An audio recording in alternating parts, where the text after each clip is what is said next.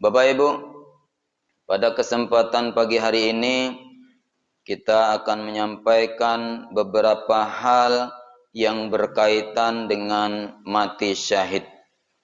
Namun sebelumnya Ustadz akan menyampaikan hadis Rasulullah sallallahu alaihi wasallam yang sangat panjang untuk mengawali kajian kita pada pagi hari ini.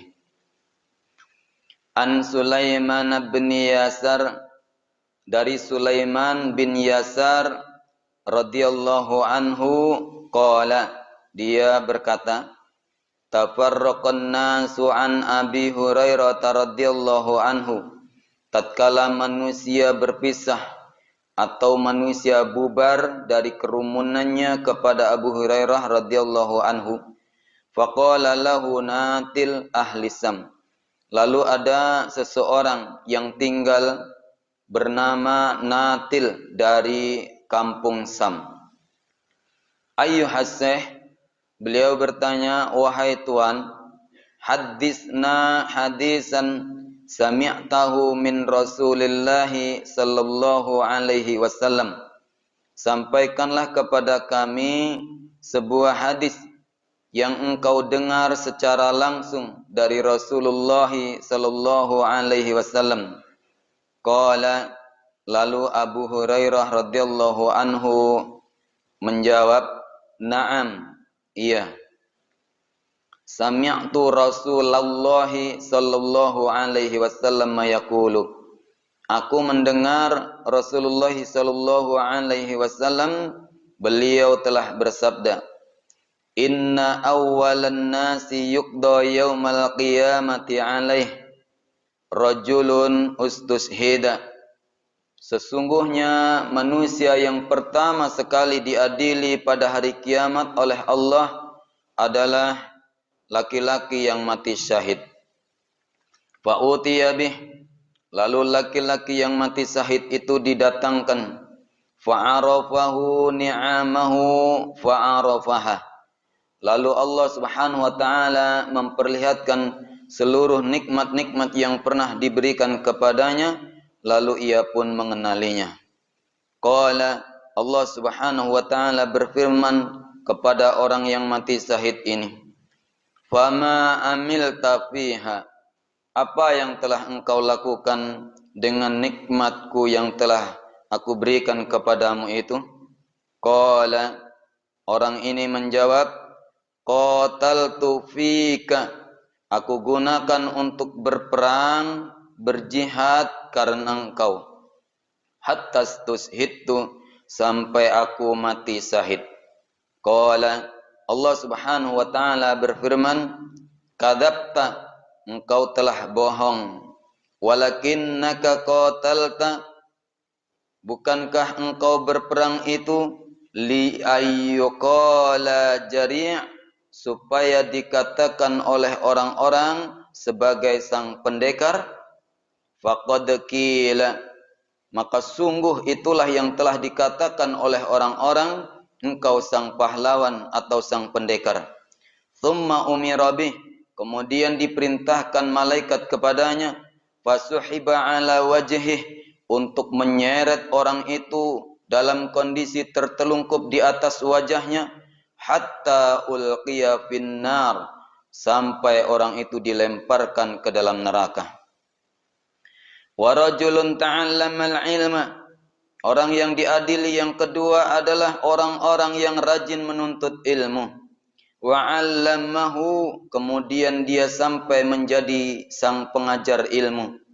Dari mulai menuntut ilmu sampai dia menjadi sang pengajar, dari TK sampai sarjana. Wa qara'tal Qur'ana, dan orang-orang itu rajin membaca Al-Qur'an. Fa utiya bih, lalu orang itu pun didatangkan di hadapan Allah. Fa arrafahu ni'amahu, lalu Allah memperlihatkan seluruh nikmat-nikmatnya kepadanya. Fa arafaha, lalu orang itu pun mengenalinya atau mengakuinya. Qala, Allah subhanahu wa ta'ala berfirman kepadanya, fama amilta fiha, apa yang telah engkau lakukan dengan semua nikmatku itu? Qala, orang itu pun menjawab, ta'allamtul ilma. Nikmatmu itu aku habiskan untuk menuntut ilmu. Wa 'allamtuhu, dan aku habiskan untuk mengajarkan ilmu. Wa qara'tu fikal Qur'ana, dan aku juga rajin membaca Al-Qur'an karena engkau. Qala, Allah Subhanahu wa taala menjawab, kadzabta, engkau juga bohong. Walakinnaka ta'allamtal ilma, bukankah engkau menuntut ilmu liyuqala, supaya dikatakan oleh orang-orang alim, sebagai orang yang pintar, orang yang hebat, orang yang bergelar. Wa qara'tal Qur'ana, bukankah engkau membaca Al-Qur'an itu liyuqala, supaya dikatakan oleh orang-orang huwa qari', dia orang yang qari, orang yang fasih atau orang yang hafiz. Faqad qila, maka sungguh itulah gelar-gelar yang telah engkau peroleh di muka bumi. Tsumma umira bih, kemudian malaikat diperintahkan kepadanya, fasuhiba ala wajhih, untuk menyeret orang tersebut dalam kondisi tertelungkup di atas wajahnya, hatta ulqiya finnar, sampai akhirnya orang itu pun dilemparkan ke dalam neraka. Wa rajulun wasa'allahu alaih, kelompok yang ketiga adalah laki-laki yang diluaskan oleh Allah, wa a'tahu min asnafil mali kullih, dan Allah berikan berbagai macam jenis harta. Allah luaskan, Allah lapangkan rizkinya, Allah berikan berbagai macam jenis harta. Rumah ada, kendaraan ada, fasilitas hidup ada, sawah ladang ada, kebun ada. Semuanya diberikan oleh Allah. Fa'utiya bih, lalu orang itu pun didatangkan di hadapan Allah. Fa'arrafahu ni'amahu, maka Allah pun memperlihatkan seluruh nikmat-nikmatnya kepadanya. Fa'arrafaha, lalu orang itu pun mengenalinya atau mengakuinya. Qala, Allah Subhanahu wa taala berfirman kepadanya, "Fama 'amilta fiha?" Apa yang telah engkau gunakan, apa yang telah engkau lakukan dengan semua nikmat pemberianku itu? Qala, orang ini pun menjawab, "Ma taraktu min sabilin." Tidak pernah aku tinggalkan sebuah jalan atau sebuah celah atau sebuah kesempatan pun. Tuhibbu ayyung faqa fiha, yang engkau cintai untuk berinfak di jalan itu, di kesempatan itu. Illa, melainkan anfaqtu fiha lak, aku senantiasa memanfaatkan kesempatan itu untuk berinfak karena engkau. Qala, Allah Subhanahu wa taala berfirman kepadanya, kadzabta, engkau bohong. Walakinnaka, akan tetapi sesungguhnya engkau fa'alta, melakukan semua itu liyuqala, supaya dikatakan oleh orang-orang huwa jawad, dia sang dermawan. Faqad qila, maka sungguh itulah yang telah diberikan gelarnya oleh orang-orang kepadamu. Tsumma umira bih, kemudian malaikat diperintahkan kepadanya, fasuhiba ala wajhi, untuk menyeret orang tersebut dalam kondisi tertelungkup di atas wajahnya. Summa ulqiya finnar, kemudian orang itu pun dilemparkan ke dalam neraka. Rawahu Muslim, hadza hadisun sahih. Hadis ini diriwayatkan oleh Imam Muslim dan status hadis ini sahih. Bapak Ibu hadirin hamba Allah sidang jamaah subuh rahimani wa rahimakumullah. Dari hadis ini dijelaskan 3 golongan manusia yang akan diadili pada hari kiamat. Yang pertama sekali adalah orang yang mati syahid. Dalam pelajarannya kita bisa mengambil kesimpulan dari hadis yang panjang ini. Pertama, yang diadili adalah orang yang mati syahid. Kedua, orang yang berilmu, mempelajari ilmu, mengajarkan ilmu, membaca Al-Quran. Yang ketiga, orang kaya yang sangat dermawan. Ini tingkatan urutan keutamaan, kemuliaan di sisi Allah. Yang paling utama adalah orang yang mati syahid berperang di jalan Allah. Makanya diadili yang pertama, supaya masuk surga yang pertama. Sementara pengadilan belum selesai, miliaran tahun di padang mahsyar, menjelang hisab selesai, proses mizan selesai, maka orang-orang mati syahid diistimewakan di barisan terdepan, diadili yang pertama, kemudian supaya bisa masuk surga yang pertama. Intinya apa? Orang-orang yang mati syahid sudah menikmati kenikmatan di surga. Yang pertama mungkin boleh jadi puluhan, ratusan, ribuan, bahkan miliaran tahun. Ternyata saudara-saudara yang lainnya selain para mati jihad masih diadili di padang mahsyar. Yang kedua, orang yang membaca Al-Quran, orang yang mengajarkan ilmu, orang yang menuntut ilmu. Menuntut ilmu, mengajarkan ilmu, baca Al-Quran. Yang ketiga barulah orang yang kaya. Ternyata orang yang kaya giliran hisabnya dalam hadis ini yang terakhir. Mengapa? Karena orang yang jihad, menghabiskan hartanya untuk jihad, mati di medan jihad, dia di dunia tidak punya apa-apa lagi yang harus dipertanggungjawabkan. Sementara orang yang berilmu juga dia tidak akan mempunyai apa-apa lagi selain daripada ilmunya. Orang yang berilmu biasanya sibuk menuntut ilmu, sibuk mengajarkan ilmu, dan biasanya miskin. Guru itu biasanya miskin, karena dia menghabiskan umurnya untuk menuntut ilmu, mengajarkan ilmu, dan dia tidak perlu dibayar. Di zaman dahulu tidak ada bayar-bayaran untuk mengajarkan ilmu. Di zaman sekarang ini sudah rawan. Para ustadz itu sudah berada di rambut satu dibelah 7, terbentang antara surga dengan neraka.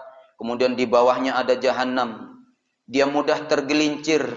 Kalau salah saja niatnya, ceramah mengharapkan amplop, mengajarkan ilmu, mengharapkan gaji bulanan, ya dipotong saja gajinya, transpornya. Menurut prediksi dia 3 hari, ternyata dipotong 4 hari, dia protes, nggak ada keikhlasan lagi. Tujuan menuntut ilmu karena supaya dapat kerja. Kalau sudah kerja tujuannya supaya dapat uang. Semua di kepalanya, di hatinya, gerak-geriknya, semangatnya, perjuangannya hanya demi materi dunia. Maka disitulah rawannya mereka tergelincir untuk masuk ke dalam jurang jahanam.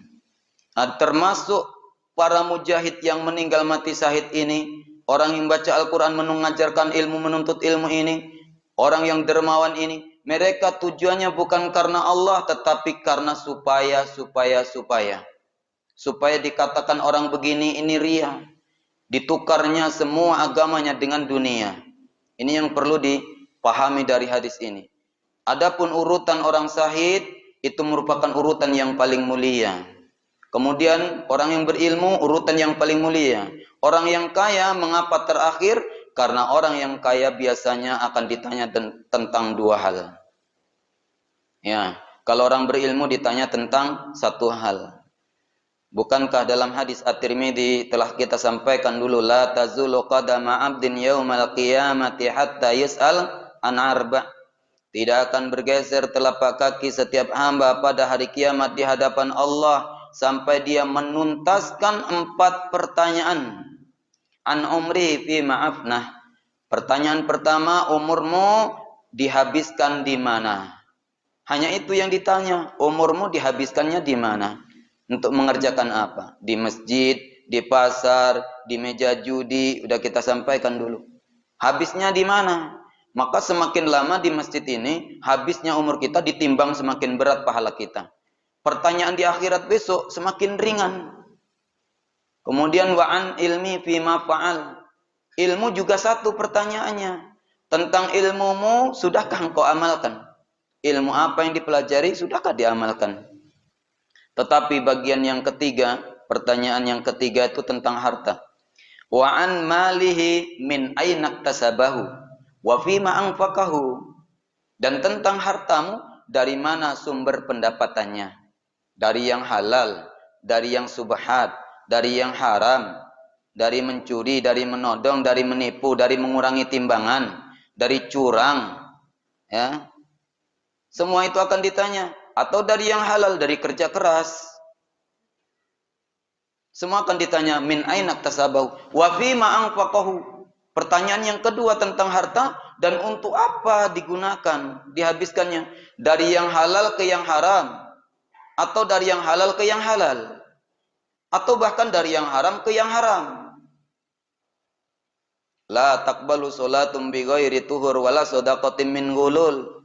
Allah enggak pernah menerima orang yang sholat tapi dia tidak bersuci, tidak sah wudunya. Dan tidak diterima sedekah dari harta penipuan, harta curang dalam menimbang. Enggak diterima. Dari yang haram, curang menimbang. Kemudian disedekahkan kepada yang halal. Infak, sedekah untuk makan keluarga, memberi gaji karyawan, untuk memberi biaya sekolah anak, bayar PDAM, bayar rekening listrik, yang dimakan, yang diminum, yang dipakai, beli baju. Untuk itu, dari yang haram ke yang halal akan ditanya. Pertanyaan yang keempat, wa'an jismi fi ma'ablah. Tentang anggota tubuhmu, kamu habiskan, kamu gunakan untuk apa? Matamu untuk apa? Telingamu untuk apa? Lisanmu untuk apa? Kaki tanganmu untuk apa? Pikiranmu, hatimu untuk apa? Perhatianmu untuk apa? Ditanya semua itu.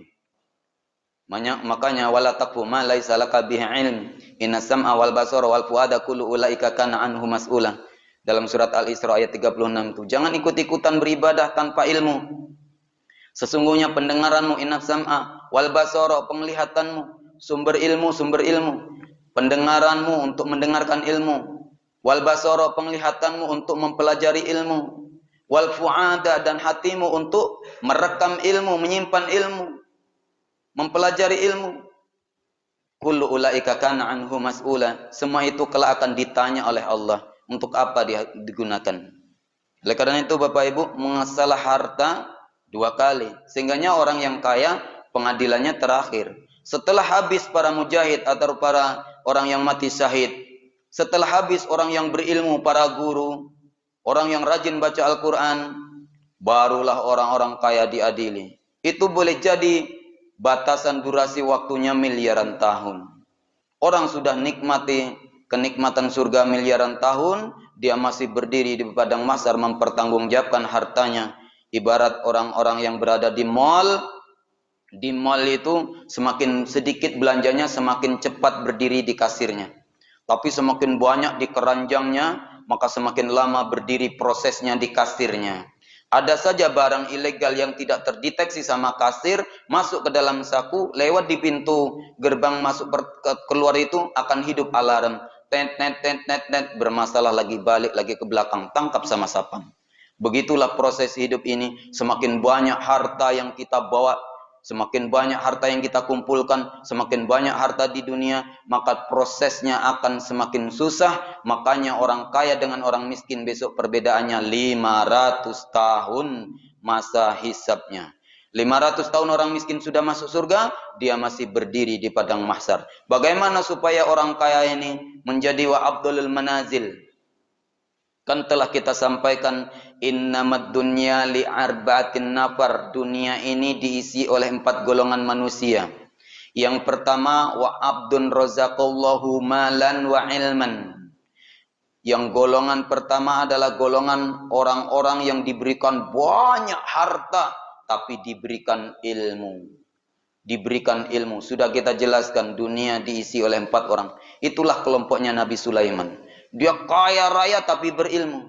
Bagaimana efeknya? Ini disebut oleh Rasulullah SAW, fahada bi abdulil manazil. Kelompok orang kaya yang berilmu ini adalah kelompok kedudukan yang paling tinggi di hadapan Allah, di sisi Allah. Karena mereka orang yang kaya tapi berilmu itu, kaya tapi beriman, kaya tapi bertakwa, menghabiskan kekayaannya untuk ketakwaan. Derma, wakaf, infak, dan sedekah, menjalin hubungan silaturahim, memberikan santunan kepada keluarga-keluarganya. Itu makanya dia menjadi orang yang paling mulia. Walaupun terakhir dihisab, dia mulia di sisi Allah Subhanahu wa Ta'ala. Jadi bagaimana kita yang kaya supaya kita mendapatkan ringan pertanyaan di akhirat? Udah kirim saja.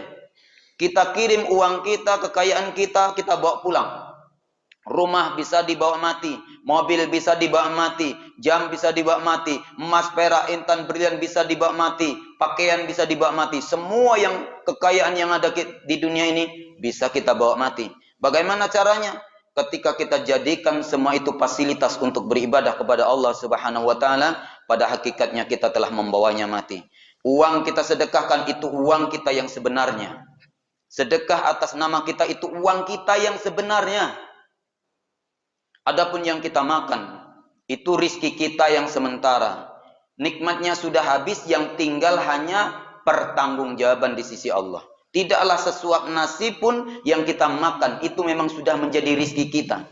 Jadi yang rizki kita itu yang masuk ke dalam tubuh kita, yang habis oleh diri kita, dan yang kita transfer ke akhirat atas nama kita. Kita sedekahkan atas nama kita. Adapun yang kita pakai, kalau mati entah siapa yang punya. Adapun yang di rekening, kalau mati entah siapa yang punya. Adapun rumah, sawah, ladang, kendaraan yang tidak kita infakkan di jalan Allah pada hari ini, belum tentu menjadi milik kita. Karena kalau kita mati, ketika mati langsung menjadi harta waris, milik ahli waris.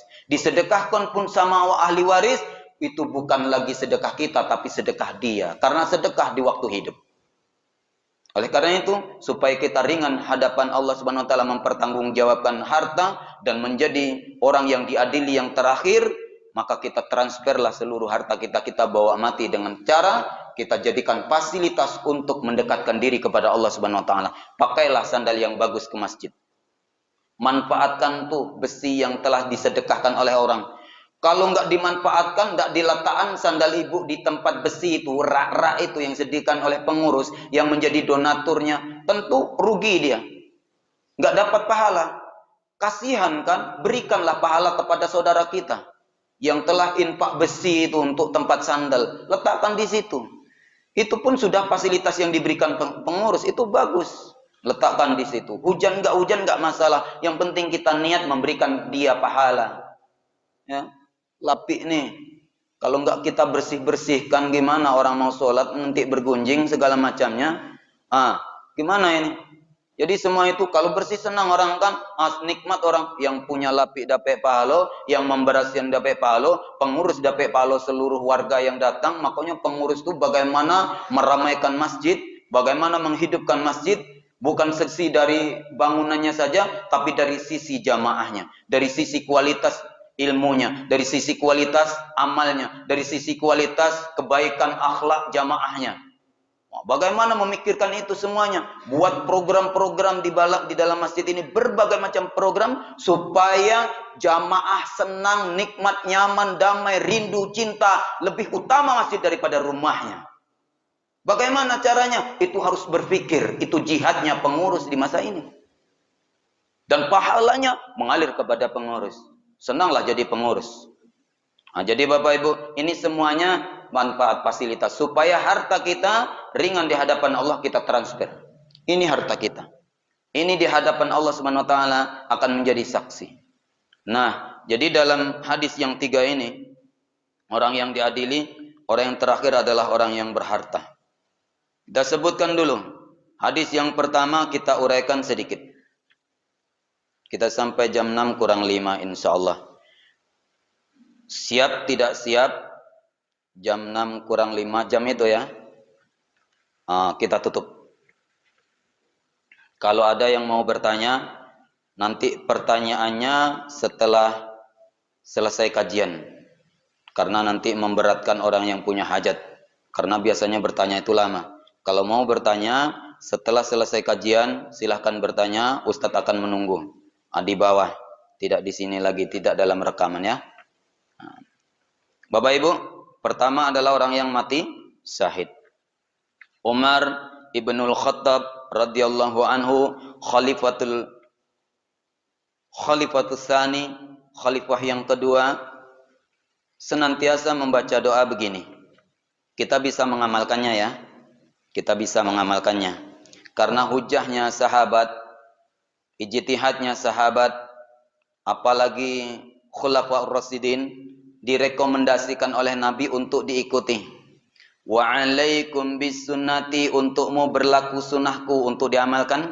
Wa sunnati khulafaur rasyidin, dan berlaku juga sunnahnya Khulafaur Rasyidin, Abu Bakar, Umar, Utsman, Ali. Boleh kita amalkan apabila Khulafaur Rasyidin ini punya ijtihad, dan itu direkomendasikan oleh Rasulullah sallallahu alaihi wasallam. Dan ini doanya Umar. Umar radhiyallahu anhu seumur hidupnya senantiasa memperbanyak doa, Allahumma rzuqni sahadatan fi sabilik waj'al mauti fi baladi rasulika sallallahu alaihi wasallam. Ini doa Umar terdapat di dalam kitab Sahih Bukhari nomor 1890. Mari kita baca dulu, kita amalkan. Allahumma rzuqni sahadatan fi sabilik waj'al mauti fi baladi rasulik sallallahu alaihi wasallam. Sekali lagi, Allahumma rzuqni sahadatan fi sabilik waj'al mauti fi baladi rasulika sallallahu alaihi wasallam fi baladi rasulika sallallahu alaihi wasallam. Artinya begini, ya Allah, rizkikanlah kepadaku mati syahid di jalanmu. Maksudnya berperang. Tapi ternyata Umar tidak kunjung mati ketika berperang. Selalu menang. Musuhnya kalah terus. Umar berharap bisa mati berperang. Tapi ternyata selamat sampai Rasul wafat. Kemudian doa yang kedua, waj'al mauti fi baladi rasulik, jadikanlah aku mati di kampungnya Rasulmu sallallahu alaihi wasallam, di negerinya Rasulmu sallallahu alaihi wasallam. Sampai menjelang mati Umar senantiasa memperbanyak doa ini. Ternyata Umar doanya diijabah oleh Allah Subhanahu wa taala, dimatikan di jalan Allah, syahid sedang menjadi imam salat, ditikam sama Abu Lu'lu'ah.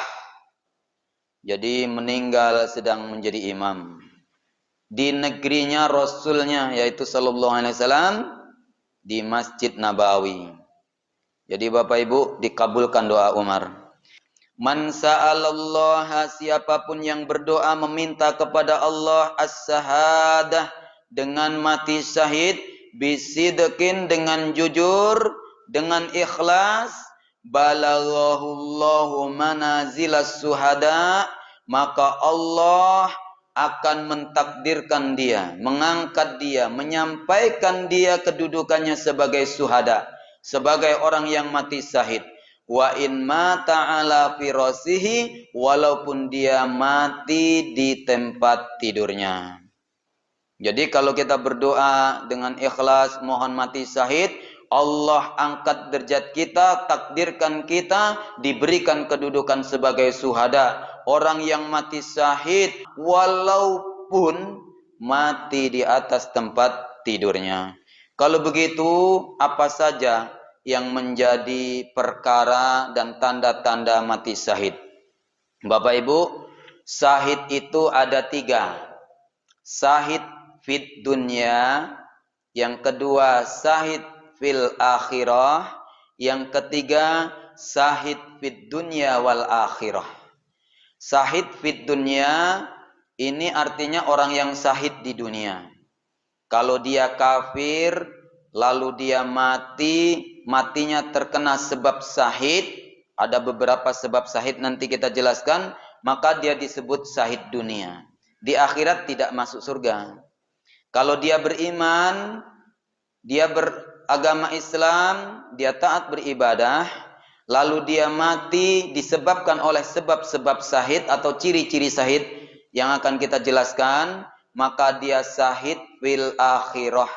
Di dunia tetap saja dimandikan, dikafani, disolatkan, kemudian dikuburkan tempat perkuburan kaum muslimin, dan di akhirat mereka bisa langsung masuk surga.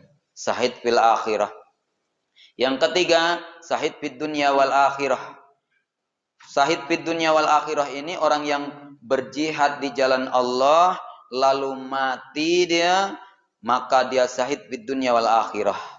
Dia tidak boleh dimandikan, dia hanya dikafani dengan kain kafan, kemudian pakaian yang bersimbah darah itu tidak boleh dilepas dan tidak boleh dicuci darahnya, sehingga dia dalam kondisi berlumuran darah itu dibungkus dengan kain kafan, kemudian dia dimakamkan setelah disolatkan. Jadi ini orang yang mati syahid fid dunya wal akhirah. Rasulullah SAW bersabda, "Ma ta'udduna syahida fikum," kepada sahabat, "Bagaimana menurut pendapatmu orang yang mati syahid itu?" Qalu, para sahabat menjawab, "Ya Rasulullah, wahai Rasulullah sallallahu alaihi wasallam, man qutila fi sabilillah fa huwa syahid." Siapapun yang mati di jalan Allah, itulah yang termasuk mati syahid itu. Qala, Rasulullah SAW menjawab, "Inna suhada'a ummati idan laqalilun." Kalau demikian, umatku yang mati syahid tentu sangat sedikit. Kalau harus mati itu matinya berjihad, berperang saja, tentu yang mati syahid di kalangan umatku itu sedikit. Enggak banyak. Ibu-ibu gimana mendapatkan mati syahid? Anak-anak gimana mendapatkan mati syahid? Orang cacat, orang lemah, orang buta gimana mendapatkan mati syahid? Kalau mati syahid itu hanya sebatas berperang. Tentu tidak begitu. Nah, itu jawaban Rasulullah sallallahu alaihi wasallam, kira-kira begitu. Kemudian orang itu balik bertanya, "Faman hum ya Rasulullah?" Kalau begitu siapa di antara mereka yang mati syahid itu ya Rasulullah? Qala, Rasulullah sallallahu alaihi wasallam menjawab, "Man qutila fi sabilillah fa huwa syahid." Siapapun yang terbunuh di jalan Allah memang benar-benar syahid. Wa man mata fi sabilillah fa huwa syahid. Tapi orang yang mati di jalan Allah juga syahid. Orang terbunuh di jalan Allah itu syahid. Tapi orang yang mati tidak terbunuh di jalan Allah, sedang taat beribadah, sedang sholat, sedang puasa, sedang berzikir, ya, sedang melaksanakan perintah Allah, sedang meninggalkan larangan Allah, lalu dia mati jadi pemimpin pejabat yang amanah, melaksanakan amanah kepada rakyat, dia berbuat jujur, lalu mati, maka itu syahid, kan gitu. Jadi guru yang ikhlas, syahid. Ibu bapak berencana nanti saya kalau waktu zuhur masuk, saya tetap sholat. Pokoknya seumur hidup saya akan sholat, gak akan berhenti saya sholat. Selama saya bisa berjamaah, saya akan tetap berjamaah. Selama saya mampu, saya akan haji, saya akan umroh, saya akan kurban. Berarti ada niat seperti itu dalam ketaatan, itu namanya waman mata fisabilik. Matinya di jalan Allah. Waman mata fisabilillah fahuwa syahid. Mati di jalan Allah, di agama Allah, dalam ketaatan kepada Allah, fahuwa syahid. Itu juga syahid. Berarti kita semuanya berpeluang.